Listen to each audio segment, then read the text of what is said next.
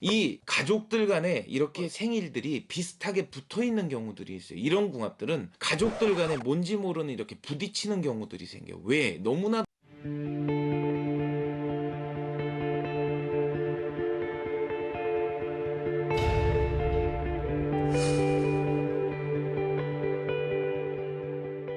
네, 안녕하세요. 오락산 꽃도령입니다. 여러분들이 궁금해하시는 내용 중에 이런 부분들을 정말 많은 분들이 궁금해하세요. 여러분들이 가장 궁금해하시는 내용이 저희가 사업을 하는데 이 사람과 제가 잘 맞습니까? 라고 물어보시는 분들이 참 많아요. 근데 그거를 한번 보고서 넘어가시면 괜찮을 것 같아요. 어떤 부분을 보고 넘어가면 되냐? 사업하시는 분들은 동갑끼리 만나서 사업을 한다? 이러면 망할 수 있는 확률이 매우 높아요. 그리고 서로 간의 의견의 트러블 때문에 서로 등을 지고 안 보게 되는 경향들이 매우 많습니다. 그럼 사업하는 사람들은 어떤 사람들과 어떻게 만나는 것이 가장 잘 맞습니까? 라고 묻는데요. 그런 분들한테 제가 말씀을 드려요. 음과 양의 조화가 맞아야 되고 작음과 큼의 조화가 맞아야 된다고 말씀을 드리거든. 허나 우리나라 사람들이 어정쩡한 키에 어정쩡한 이 몸매를 가지고 계신 분들 계시잖아. 그런 분들은 어떻게 만나야 가장 잘 맞습니까? 라고 하면 월로다 보는 거예요. 어떤 궁합이 가장 잘 맞냐? 1월생,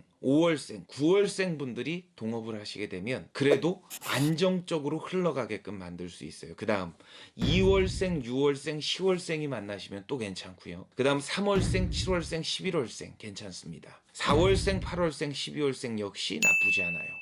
근데 중요한 건 뭐냐면 저게 음력이에요 양력이에요 물으시는 분들이 계세요. 근데 대체적으로 저희가 말씀드리는 부분은 대다수가 음력이에요. 저희가 특정적으로 양력입니다라고 말씀드리기 전까지는 음력으로 알고 계시면 돼요. 그 다음 연인과의 궁합을 봤을 때 어떤 연인이 가장 잘 맞는 궁합입니까? 라고 얘기를 하잖아요. 그러면 10가지 중에 8가지가 맞아. 이런 사람들이 맞는 궁합인 거예요. 서로 다른 성향을 갖고 있으면 서로 간에 부딪힐 만한 일들이 많고 걱정스러울 만한 일들이 많기 때문에 맞지 않습니다라고 말씀을 드리거든요. 그리고 꼭 손님들이 물어보시는 경우가 있어. 뭘 물어보시냐면 헤어졌는데 다시 붙을 수 있을까요? 언제 붙을까요? 이런 얘기를 하잖아요. 제가 그러면 말씀드려요. 다시 붙어도 분명히 헤어집니다라고 말씀을 드리거든. 근데 붙는 경우들이 있어. 꼭 희한하게 붙는 경우들이 있어. 그건 뭐냐면 사주 자체에 둘의 궁합에 형살이 들어있는 궁합들. 뭐 인사신 형살, 자묘 형살, 뭐 오형살, 뭐 등등등 이런 형살들을 갖고 계신 분들은 희한하게 다시금 붙는다.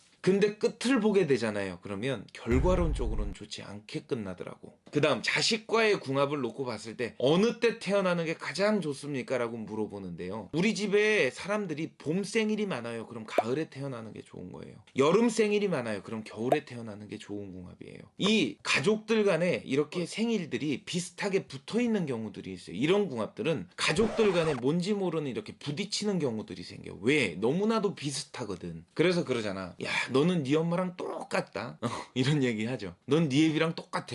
이런 얘기 하잖아. 그런 것들 보잖아. 그러면 같은 때 비슷한 시기에 마주쳐 있든지 아니면 합이 들어 있어. 그런 부분들 때문에 너무 잘 맞고 너무 안 맞고가 갈린다는 거죠. 그 다음에 아이를 가질 적에도 어느 정도 계획하에 갖는 것이 잘 맞아요. 근데 그렇잖아. 사람이 어떤 코에 어떻게 걸릴지 모른다? 어느 날 갑자기 한번 별을 따봤어. 그랬더니 덜컹 애가 생겼네. 그럼 맞출 수가 없잖아. 그러면 태어나는 날을 잘 정해서 제왕절개를 하는 거예요. 그러고 나면 그 아이가 잘 맞아 떨어질 수가 있답니다. 무슨 소린지 아시겠죠? 다음 시간에는 조금 더 흥미롭고 재밌는 이야기들로 여러분들 찾아뵙도록 하고요. 여러분들 힘든 시기 다 같이 힘내서 화이팅 하자고요. 다음 시간에 뵙겠습니다. 감사합니다.